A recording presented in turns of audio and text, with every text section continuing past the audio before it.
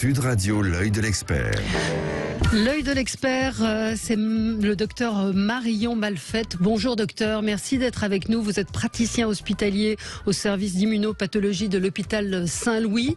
Je tenais à vous avoir ce matin pour parler de la situation à l'hôpital Saint-Louis et dans un certain nombre d'hôpitaux en France aujourd'hui. Vous avez interpellé avec un certain nombre d'associations de patients les candidats à la présidence de la République pour leur montrer, pour leur raconter ce qu'était votre quotidien et surtout ce service de pointe, ce service d'excellence qu'est ce service d'hépatoimmunologie à l'hôpital Saint-Louis qui est menacé de fermeture faute d'infirmières. Et cet après-midi, il y a une manifestation qui est annoncée, qui est lancée avec des patients, avec des médecins pour protester contre cette situation. Racontez-nous un petit peu ce qui se passe dans votre hôpital, en particulier à Saint-Louis. Bonjour. Alors, dans notre hôpital à Saint-Louis, dans notre service en particulier, mais probablement assez bientôt dans plusieurs autres services de l'hôpital, nous sommes en carence quasi complète de personnel de nuit, d'infirmières de nuit. C'est-à-dire que dans nos services en particulier, qui est un service de 23 lits, pour pouvoir assurer le suivi de nuit par des infirmières, il y a besoin d'une équipe de 12 personnes pour assurer pour qu'elles tournent, qu'elles puissent se reposer pendant les week-ends. Et là, actuellement, il n'y a plus que 2 infirmières en poste sur les 12. En fait, c'est quelque chose qui s'est fait petit à petit cette année. C'est pas arrivé brutalement, mais on a bricolé pendant un an avec surtout la bonne volonté de nos infirmières de jour qui ont accepté de travailler de nuit pour combler les trous.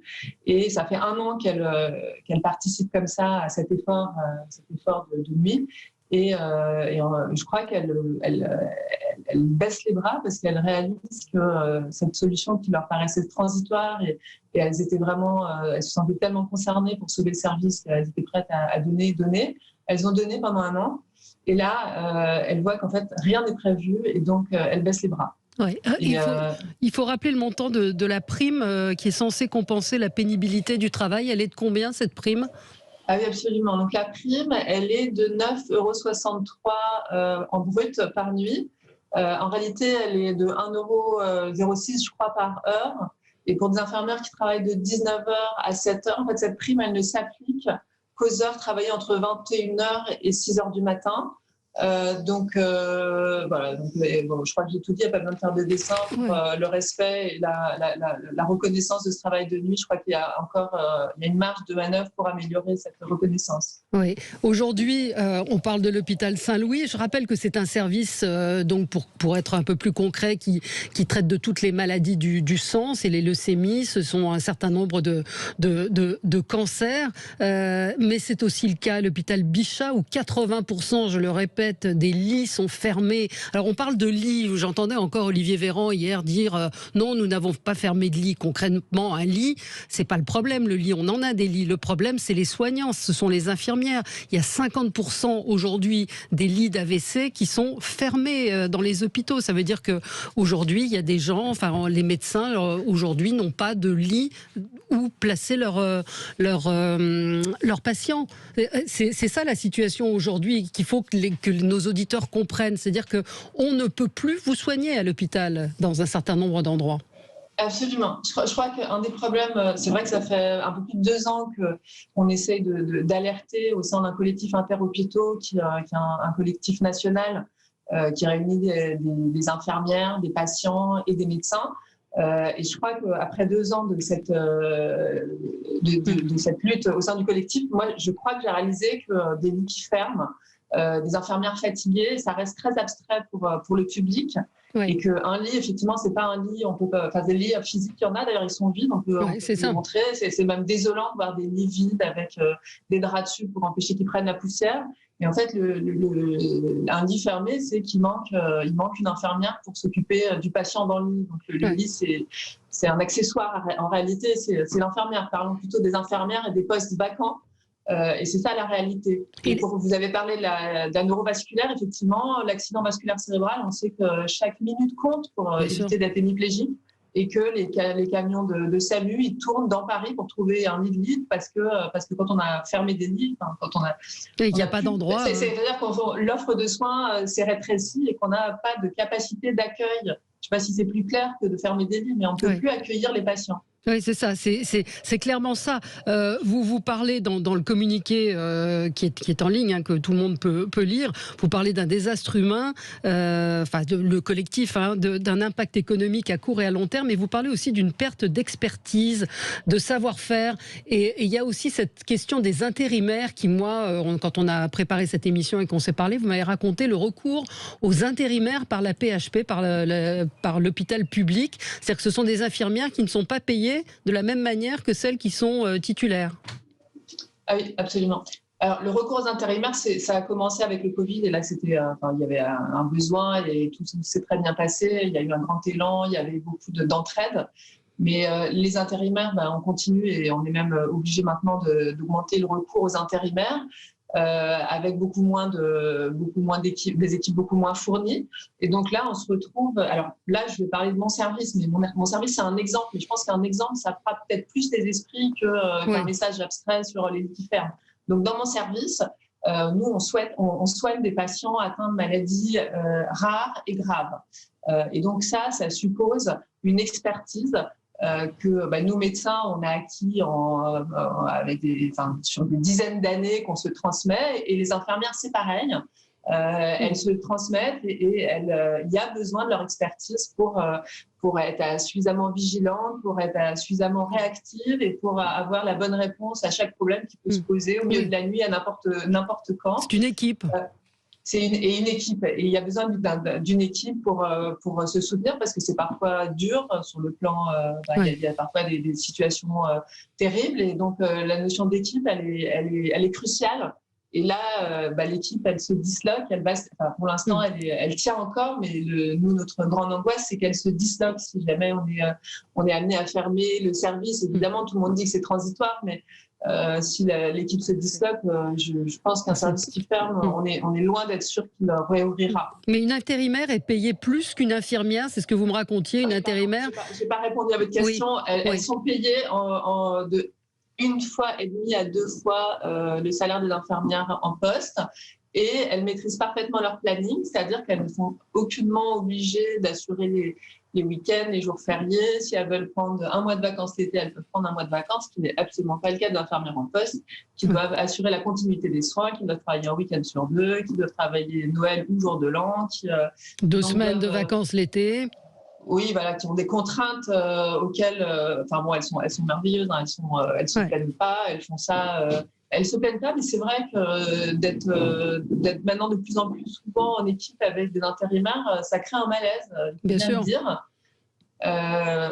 Et sachant qu'en général, quand elles sont avec un intérimaire, l'intérimaire qui n'a pas l'expertise, c'est une petite aide, mais c'est pas un binôme, c'est pas un vrai binôme. Quelle est la réponse de l'hôpital, et quelle a été la réponse à cet appel que vous avez fait en particulier à Saint-Louis? Est-ce qu'il y a une prise de conscience? À qui est le patron en gros dans cet hôpital, ou qui est responsable et qui peut vous répondre? Est-ce qu'on vous a répondu? Alors. Oui, je pense qu'il y a, bien sûr, il y a l'encadrement, il y a la direction, bien sûr, ils sont conscients, ils font des efforts, ils essayent de faire tout ce qu'ils peuvent. D'ailleurs, ça fait déjà 1 an qu'ils nous aident, mais je crois que le vrai problème, c'est que l'hôpital, ils n'ont pas les moyens de régler le problème. Donc, c'est la raison pour laquelle on a souhaité interpeller les candidats.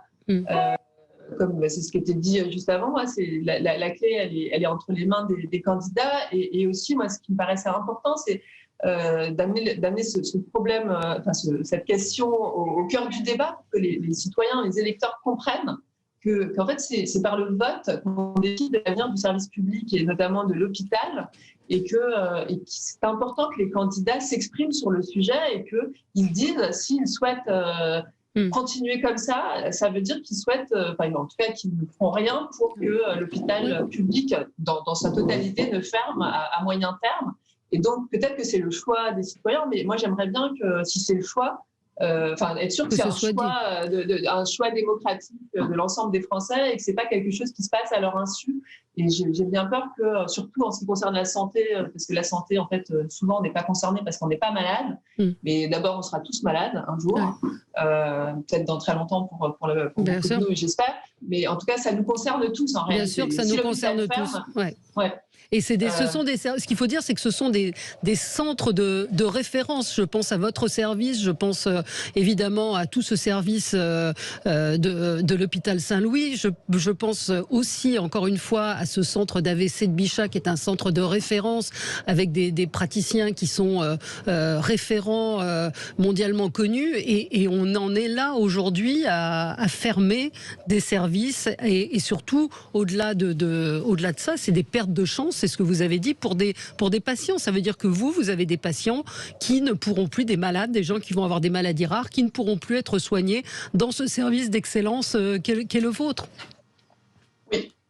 Et pour revenir au sujet des autres services qui ont déjà fermé, moi, ce qui me frappe, c'est que ça s'est fait dans l'indifférence générale. En fait. Absolument. Alors, les conséquences, elles sont déjà dramatiques. Parce que tout le monde peut comprendre ce que c'est qu'un AVC, un accident vasculaire cérébral, l'hémiplégie.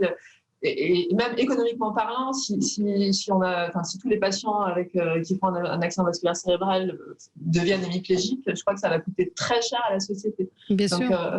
C'est pas tellement mon rôle et mon sujet, mais je comprends pas que ces services ferment. À la Pitié aussi, il y a des lits de neurovasculaires qui ont fermé, comme l'Imbicêtre aussi. Donc sur l'île de France, il y a un énorme trou. 50%. Et personne nous on en parle, mais en fait, j'ai pas l'impression que ça arrive aux bonnes oreilles. Non, 50% des lits AVC, encore une fois, d'accidents vasculaires cérébraux sont fermés en Île-de-France. Quand vous entendez Olivier Véran ou Emmanuel Macron dire on a mis beaucoup d'argent, on a avec le Ségur de la santé, on a amélioré les choses, vous n'en avez pas vu très clairement l'impact aujourd'hui. Non, moi j'ai l'impression qu'ils ont une connaissance de l'hôpital à peu près équivalente à celle de Poutine sur son armée. Je ne sais pas les informations qu'on leur transmet, mais c'est pas du tout la réalité. Le Ségur, il y a eu des milliards. Alors après, si on veut être technique, les milliards, ils sont répartis sur 10 ans, ils sont à partager entre l'hôpital et la ville. Des hôpitaux qui sont déjà très endettés. Et donc, en réalité, c'est vrai qu'au quotidien, ces milliards, ils n'ont rien changé. Il y a une prime pour les infirmières, elle est vraiment pas négligeable. Elle est de 183 € par mois et c'était très important. Ça a mis un peu de baume au cœur. Mais alors, si le constat corollaire, c'est qu'en tout cas, ça n'empêche pas la fuite des infirmières et ça n'empêche pas que les nouvelles infirmières ne veulent plus venir travailler à l'hôpital. Donc, en tout cas, c'est pas la solution. Où vont-elles les infirmières? Parce qu'il y a des écoles d'infirmières qui sont pleines. Ils partent tous dans le privé? Elles partent toutes dans le privé? Alors, je n'ai pas les chiffres en tête, mais en tout cas, ce que je sais, c'est que sur plusieurs années, avant, il y avait une majorité qui rejoignait l'hôpital public, notamment pour se former, parce que c'est très important pour se former l'hôpital, et que là, les ratios se sont inversés, et les infirmières qui reviennent à l'hôpital public, elles sont beaucoup moins nombreuses. Évidemment, elles choisissent les services de jour. Et le reste, après, moi, je me mets à la place d'une jeune femme ou d'un jeune homme de 22 ans avec comme proposition l'hôpital, les contraintes, le salaire et en balance l'intérim qui permet de travailler à l'hôpital. Alors, pas en équipe, c'est ça qu'ils n'ont peut-être pas bien compris parce qu'ils ne seront pas insérés dans une équipe et ça, c'est quand même tellement majeur qu'ils n'auront pas ça. Et avec un salaire qui est vraiment beaucoup plus alléchant et l'absence de contraintes. C'est vrai que dans la société actuelle, l'absence de contraintes, vacances, jours fériés, c'est important. Mais ce recours à l'intérim, il ne pourrait pas financer les augmentations des infirmières? Parce que ça coûte, pardon de reprendre l'expression, un pognon de dingue. Si elles sont payées 1,5 fois de plus cher qu'une infirmière classique, pourquoi est-ce qu'on n'augmente pas les infirmières? C'est peut-être une question basique, mais c'est quand même là que ça se situe. Moi, je me pose la même question que vous. C'est pas moi qui ai la réponse, parce que c'est pas mon job, mais vraiment, oui. Et puis les postes vacants, là, actuellement, je crois qu'en mars 2022, pour toute la PHP, il y a 1400 postes d'infirmières vacants, donc qui sont budgétés, mais il n'y a personne qui travaille, il n'y a personne qu'on paye. Donc tout cet argent, effectivement, on peut se demander pourquoi est-ce qu'on n'essaie pas de le répartir de façon un peu plus intelligente, mais moi, je n'ai pas la réponse à cette question. C'est pour ça, c'est la question qu'on va poser à 14h30 si nos candidats se montrent pour avoir cette discussion, ce débat démocratique que notre candidat Macron souhaitent avoir avec nous. Et donc là, c'est pour ça qu'on sera là à 14h30 avec les patients. À 14h30, donc au 40 rue Bichat devant l'hôpital Saint-Louis à Paris. Ça concerne énormément de services, d'hôpitaux. Il y a beaucoup d'associations, celle de Stéphanie Fugain également, Agnès Pallu. Enfin, il y a beaucoup d'associations de malades qui seront avec vous, à vos côtés. Donc, si vous êtes sensible à ce sujet, que vous êtes à Paris, allez donc au 40 rue Bichat devant l'hôpital Saint-Louis. Merci beaucoup, docteur, d'avoir été avec nous. Bravo pour ce que vous faites, parce que vous avez commencé à refaire bouger les choses et qu'on parle de cet hôpital. Et encore une fois, il faut le vivre pour croire ce que vous nous racontez, mais ça nous concerne tous, Français. Et quand on parle de lits, ce ne sont pas des lits physiques, ce sont des soignants qui aujourd'hui ne peuvent plus exercer non plus la foi, l'énergie, compte tenu de la gestion de cet hôpital public. Merci beaucoup, docteur Malfette, d'avoir été avec nous ce matin sur Sud Radio. Et puis on suivra ce dossier avec attention. On se retrouve dans un instant pour commenter l'actualité. À tout de suite. Sud Radio. Sud Radio. Parlons vrai. Parlons vrai. Sud Radio. Parlons vrai.